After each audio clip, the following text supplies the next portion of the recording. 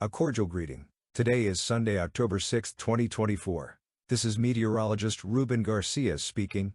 At the time of recording this video, it is 8:30 a.m. local time in the state of Florida, where preparations must continue to face the dangerous Hurricane Milton, which is expected to arrive during Wednesday hours. Currently, a hurricane hunter plane is investigating the system and has found that it has strengthened, with maximum sustained winds of 60 miles per hour. This is definitely not good news, as it is expected to continue strengthening rapidly over the next few days as it approaches Florida. Throughout the day, we will have several hurricane hunter missions that will continue to provide important information to improve forecasts and give us a better idea of how strong it could become when it reaches Florida. Unfortunately, the outlook is not very favorable for areas of Tampa Bay and areas between Kissimmee, Orlando, and Lakeland. In the next few minutes, I will be talking about the expected effects in this area and the great uncertainty we have in terms of how strong this future hurricane could become. At least in terms of its trajectory, there have been no significant changes, and there is quite a consensus that it will arrive during Wednesday hours over or very close to Tampa Bay. While there may be some variations a little further north or south, the highest probability is that it will hit the city of Tampa. In the official forecast from the National Hurricane Center, it is projected that the hurricane will continue strengthening over the next 3 days and is now expected to reach maximum intensity with sustained winds of 120 miles per hour. Therefore, in the latest bulletin, the intensity at which it would reach Florida has been increased. Another major concern we have is that it is projected to hit right over Tampa Bay. If it enters Tampa or St. Petersburg, the southeast quadrant of the circulation will push storm surge over Tampa Bay, potentially creating a flood event not seen in over 100 years. This is quite a serious situation. Also, note that along its path, it will pass over areas like St. Petersburg, Tampa, Lakeland, Orlando, and Deltona, so all residents in this area may experience destructive winds.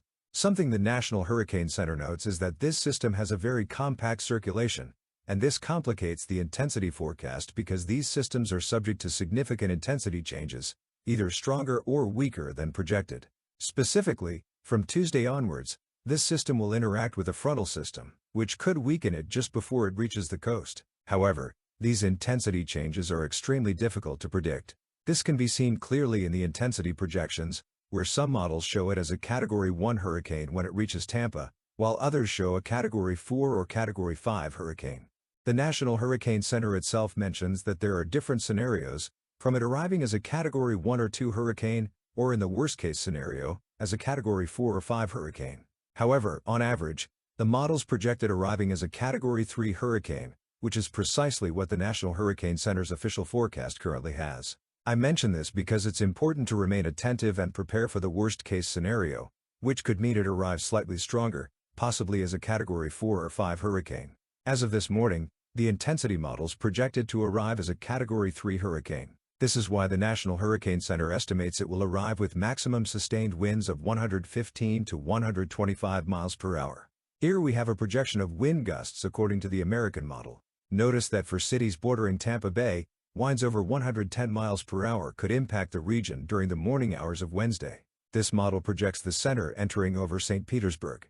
We also have the European model projection, showing the same location, entering over Tampa Bay with wind gusts over 100 miles per hour. The German model has a slightly more southern trajectory, entering just north of Cape Coral. This means there could still be some minor changes in trajectory, but it seems definitive that areas like Orlando, Tampa, and Lakeland will experience hurricane force winds.